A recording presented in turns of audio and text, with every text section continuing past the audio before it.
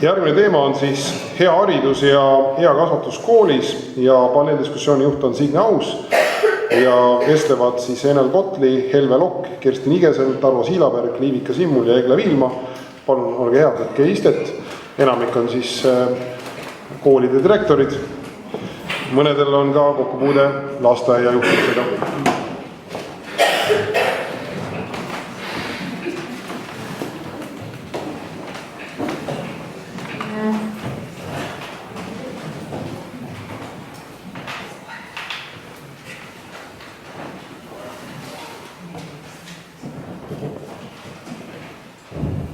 Tere ja tere. Meil on hea meel, et me saame selle küll tegelikult väga lühikese aja jooksul, aga ikkagi mõned mõtted omalt poolt ka edasi anda, sest võib-olla meie valdkond on isegi kõige aja mõistes kõige laiem nendest haridusvaldkondadest, mis täna jutuks on olnud.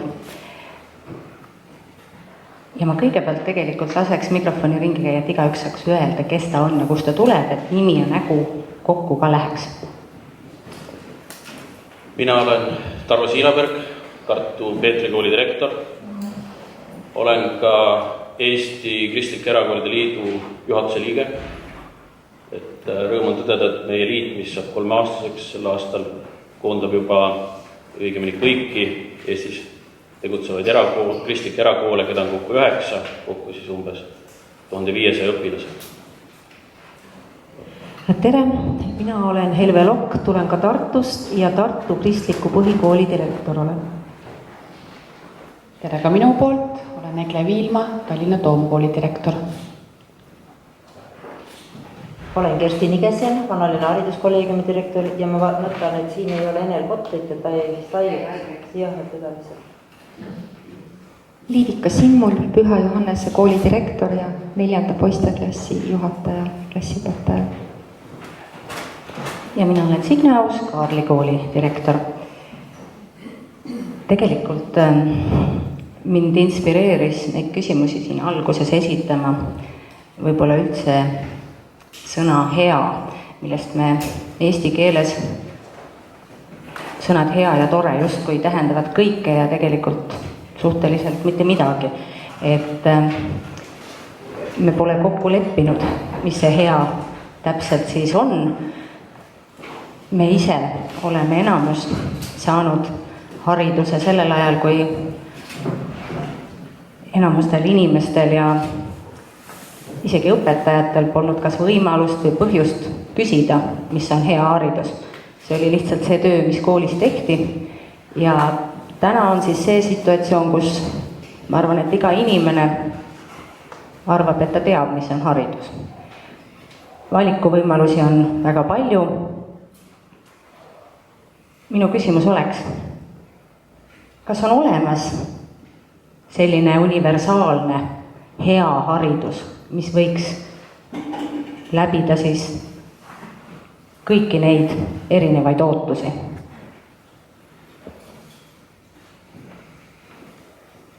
Ma arvan, et on olemas inimese sisemised ootused, sisemised vajadused ja hea haridus on see, mis kujutab endast tingimusi, häid tingimusi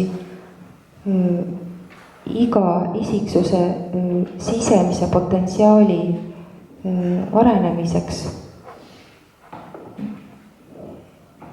Kui nii saab öelda, siis eeskätt see universaalne hea haridus aitab inimesel saada heaks, sest tarkus ilma headuseta ei ole ju midagi väärtuslikku. Ma arvan et hea on see, mis aitab olla ja saada heaks.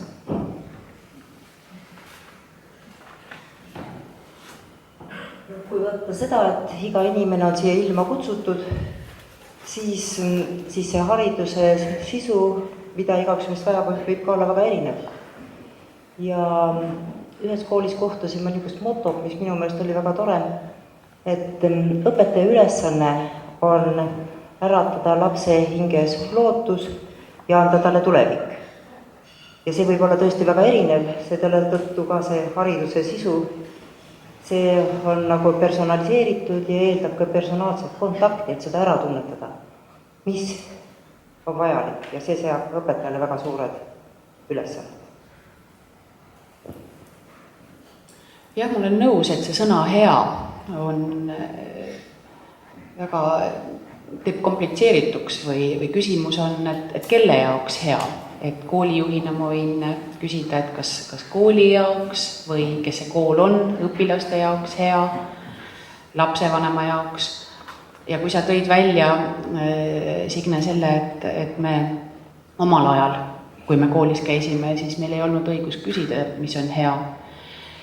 Siis minnes kohe konkreetsemaks, võib-olla üks selline mõttekäik oma kooli aega võrrelda ja praegust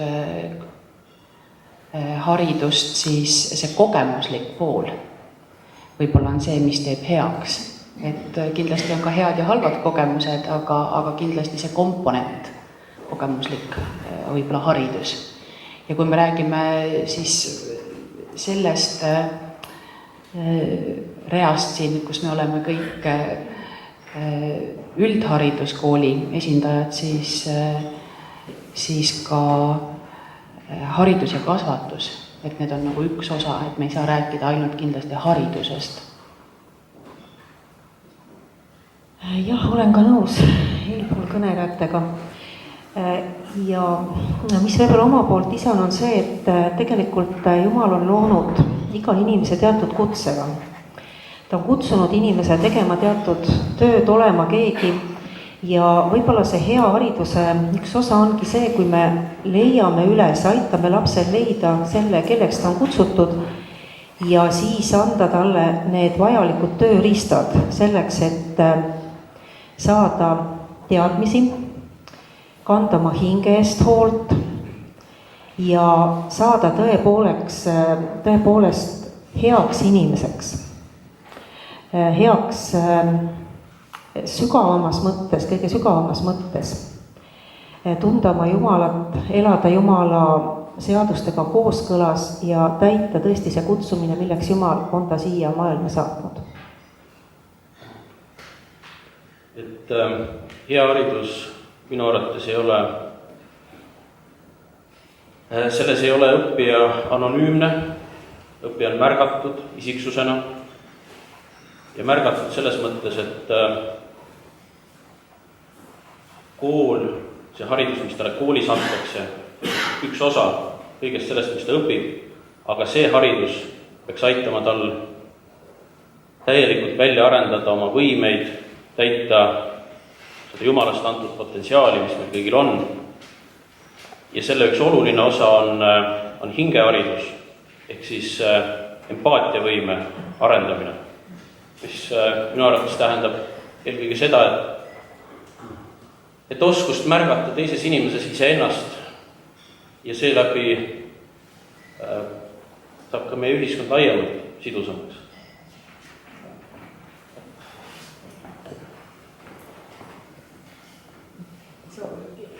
Keegi teist ei toonud esile, et vot sellised ja sellised teadmised peavad olema hea hariduse juures, vaid kõik rõhutasite eelkõige inimest, keskkonda ja võib-olla siis seda ümbritsevat kogemust, mis hariduse väärtuse loob. Kõlama jäi ka see, et haridus siiski vist ei ole päris ilma sihtgrupita defineeritav. Kas te olete nõus siis, et hea haridus võib erineda?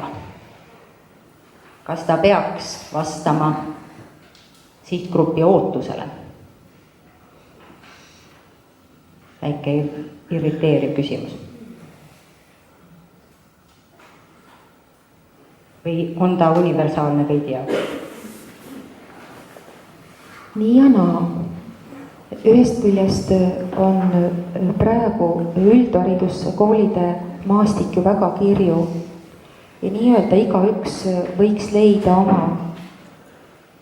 Ja meie oma koolis usume küll, et meile tulevad need, keda nii-öelda Jumal on meile saatnud, kuigi seal on üks väga keeruline koht, et tuleb ju rohkem, kui on kohti. Ja kuidas sa siis seal vahet teed? Ja kui meil käis riiklik järelevalve, kes küsis, kuidas te õpilasi valite ja ma vastasin ausalt, ütlesin südamega, siis inspektor haaras 2 käega peast kinni ja ütles, ärge öelge nii, et te peate seda kuidagi vormistama absoluutselt teisiti. Nüüd ühest küljest tõesti pilt on kirju, aga inimene on ju ikkagi see, kes ta on. Ja sellepärast ma jään selle juurde, et see tõeliselt hea on see, mis puudutab inimest tervikuna. Ja tegelikult seda väärivad absoluutselt kõik lapsed. See, kuidas sõltumata koolist. See on see, mis aitaks igal inimesel saada vabaks. Vabaks uskuma, lootma, armastama, võitlema. Vabaks siin kristlikus kontekstis saab öelda vabaks surmast. Vabaks patust. Seda on väärt kõik, sest kõik on selle järele ehk Jumala näo järele loodud. See on raske midagi lisada, aga ma arvan, et ühist on tõesti palju, et iga haridus, isegi selle ei pea lisama sõna hea, peaks olema orienteeritud tõele ja armastusele. Ja kui siin on tegemist niisuguse kristliku konverentsiga, siis võib öelda ka, et igavikulisele väärtustele ja elule. Aga see tee on igaühe jaoks väga erinev. Ja kui praegu vaadata, et armastuse on hariduse juures üks olulisi pooli, siis on hoolimine selleks, et igaüks leiaks oma koha, siis tegelikult väga oluliseks on kujunenud minu meelest tänases koolis see, et õpetada lapsi kannatama või taluma ka pettumusi, kannatusi, et oma eludega toime saada, see on teine pool ja väga oluline pool kasvatamisest, mis on ka ühine minu meelest. Su küsimus oli, et kas on universaalselt head, eks? Et ühelt poolt, kui niimoodi irriteerivalt, samamoodi nagu sa küsisid ka vastata, et võiks ju olla universaalne, sellepärast et kui Liivika rääkis just siin riiklikust järelevalvest, siis meie kool ka just tegi selle läbi ja läheb uuele 3. kooliastmele vastu. Siis justkui riiklik õppekava täna on ju meile kõigile universaalne ja võikski öelda, et see ongi ju hea haridus, et kas me tõesti kahtleme selles. Aga nii nagu ma eelmises vastuses ütlesin, nii ka praegu, et see teine pool, lisaks teadmistele, siis see kogemus, see isiklik eeskuju, need väärtused, mida siis kool kannab ja annab, nähtavasti seda ei saa nagu siis vähem tähtsustada või see hakkabki siis mängima rohkem rolli, et kui selle nurga alt vaadata, siis kindlasti ei ole seda universaalset.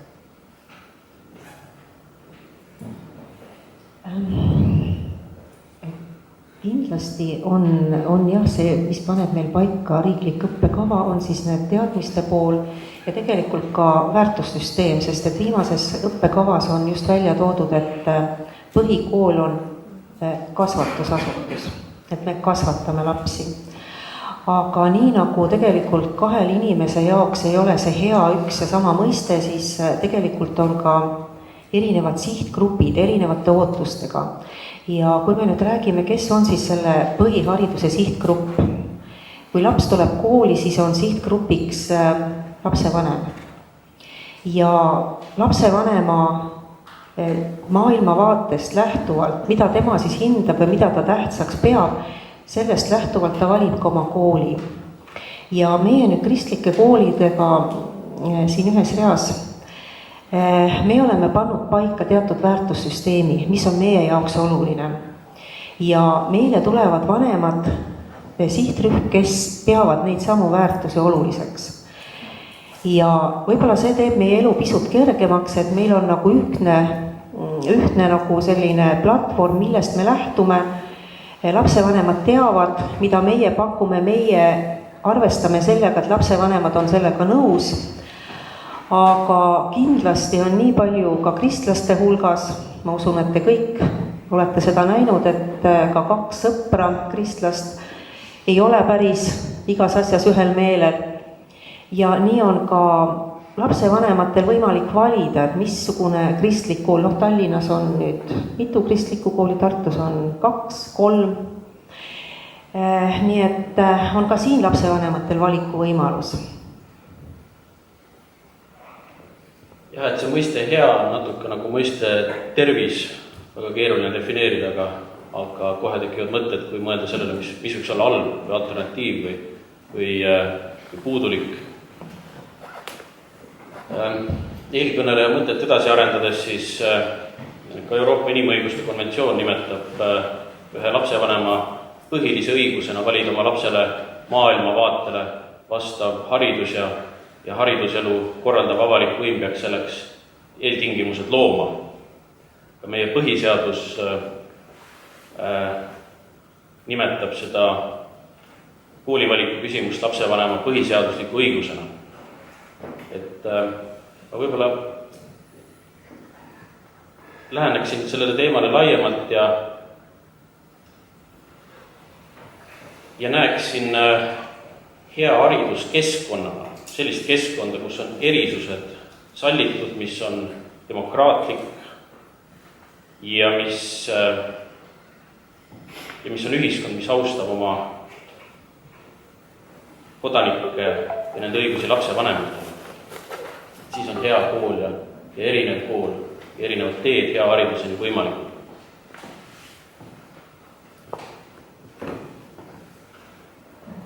Mõtleks selle sihtrühma kohta. Meie kool on ju Moskva patriarhaadi õigeusu kiriku Nõmme koguduse poolt loodud, õppekeel on riigikeel. See tähendab, et meil oma koguduse liikmete lapsi on koolis ju vaid noa otsa täis, kes saaksid õppida eesti keeles. Ja kui me kooli ette valmistasime, siis me ise mõtlesime, et ei pane vene kodukeelega inimesed lapsi meie kooli ja ükski normaalne eestlane ei pane oma last meie kooli. Aga tung on suur. Ja kuidas me siis seda sihtrühma, kui nii võib öelda, kirjeldame? Meie kooli kodulehe keskel on meie kooli kaitsepühaku aposteli evangelist Johannes jumalasõna õpetaja ikoon ja anti nõu, et igal normaalsel infoühiskonna organisatsioonil on kodulehel midagi ratsionaalsemat infokandjat kui ikoon. Et võtke see ära ja väljendage, kommunikeerige ennast kuidagi kaasaegsemas keeles. Aga see ikoon on seal üks hästi kõrge lävepakk, üks filter ja igaüks, kes ei ole harjunud seisma ikoonide ees, põrkab sealt tagasi. Ta tunneb vastupanu, sellepärast et vaim, mis temas võib elada, ajab ennast tagajalgadele. Ja me otsustasime, et mitte mingil juhul see ikoon sealt ei kao. Ja nüüd me kuuleme lugusid perekondadelt, kes meile tulevad kuidas siis nad on sealt läbi tulnud. Sageli näiteks selline isa ütleb, et tulin reisilt, abikaasa ütles, leidsin meie lapsele kooli, näitab kodulehte, isa ütleb, nii, nüüd sa oled lõplikult segi keeranud. Aga siin me oleme. Mida see meile annab? Vanemad, kes on pidanud selgitama oma kooli valikut sugulaste, töökaaslaste, naabrite ees, nad on tegelikult meie jaoks tohutu rikkus, tohutu. Õpetajatele ütlen ikka, et kõik see tagasihoidlik mööbel ja tagasihoidlikud olud siin on ainult illusioon. See, et meie perekonnad on niivõrd tõsise otsuse teinud, annab neile tohutu tahte, pühendumuse ja nad on meile tõelisteks partneriteks. Nad on kohal, nad on kaasas, nad on pühendunud, nad on hoolivad ja nad on selle kõik niivõrd läbi mõelnud. Ja õpetajatele ütlen, et me peame lapsevanematesse suhtuma nagu pühakutesse, sest pühak on see, kes on näinud Jumalat, aga siia kooli ei sattu mitte keegi, kelle südant poleks Jumal puudutanud, siia lihtsalt umbropsu ei satu.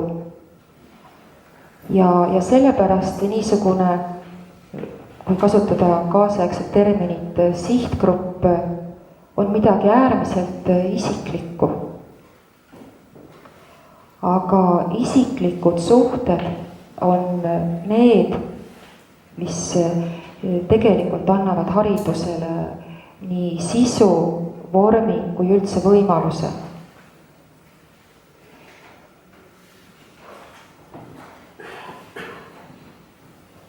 Me jõudsime selleni, et meid küll ühendab riiklik õppekava kõiki Eesti koole, aga tegelik hariduse või kasvatuse kvaliteet suures osas siiski sõltub sellest väärtustest, voorustest, selle kasvatuse ja hariduse alusena, mis siis väljendub väga erinevates valdkondades või pigem kõigis valdkondades meie koolides.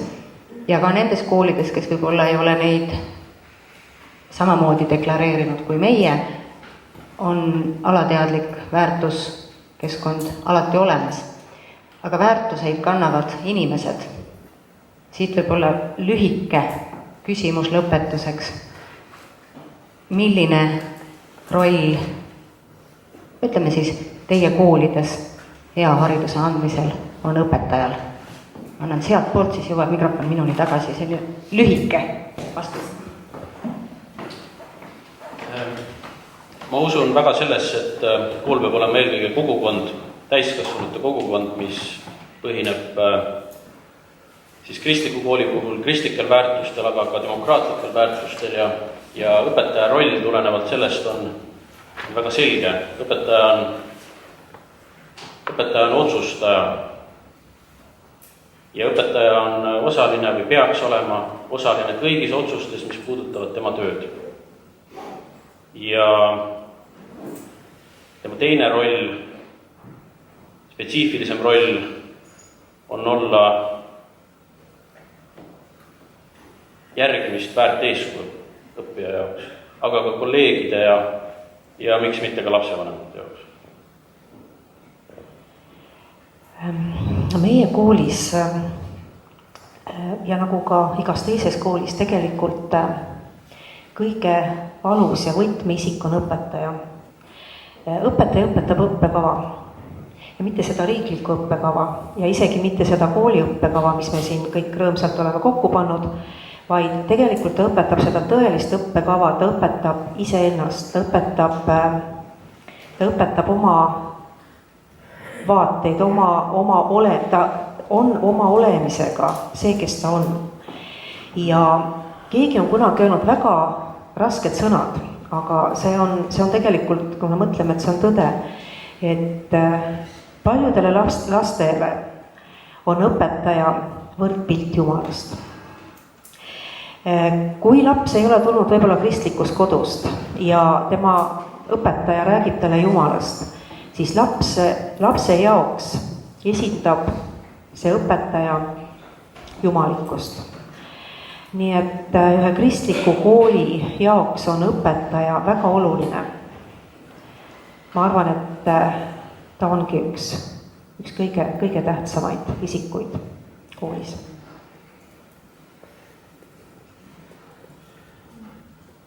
Et mida veel juurde öelda, absoluutselt õpetaja on võtmeisik ja ma arvan, et me kõik koolid, nii nagu me ootame ja loodame, et suurepärased ja parimad pered meie koolides on väga oluline, et ka suurepärased õpetajad meie koolis oleksid, aga sellele võrdlusele, see jumalikkusele ma tooksin võib-olla hoopis vastupidi, et me ei tohi ka unustada, et me kõik, kaasa arvatud õpetajad, on patused. Ja see ootus, mis tihtilugu lastevanemate poolt või ka siis ühiskonna poolt ka õpetajatele, siis seatakse, need on väga kõrged, tihtilugu ja enamasti ka õigustatud, aga see inimlikkuse või kristlikes koolides rääkides ka see pool, et ka õpetajad eksivad, ka õpetajad õpivad, et ka seda ei tohi unustada. Kui siit Heglest jätkata, siis ma arvan, et kristlikus maailmapildis on isikuline alge primaarne. Ja selles mõttes ka õpetaja on koolis keskne. Aga õpetaja ei ole iseenda jõust keskne. Kui ta on lahutatud sellest isikulisest algest, siis juhtubki see, mis juhtub väga tihti, et õpetajate seas on läbipõlemise fenomen ka väga seaduspärane. Kaadrid otsustavad kõik. Kui kool kujutab endast tingimuste loomist, siis esimene tingimus, number 1, on õpetaja isiksus. Ja seetõttu hea kool panustab kõigepealt oma põhifaktorisse, kui nii võib öelda, õpetaja isiksusse ja palvetab õpetajate eest. See kaitseb läbipõlemise eest või ka aitab siis nii-öelda ka nii mõnestki tulest ja veest läbi käia. Ja see hea õpetaja või parim isiksuslik faktor õpetaja näol on see, kes palvetab laste eest, perekondade eest. Jah, eks nagu on öeldud, et haridus ja just eriti kasvatus on vastastikune mõjutamine ja kõik need osapooled on pea võrdselt tähtsad.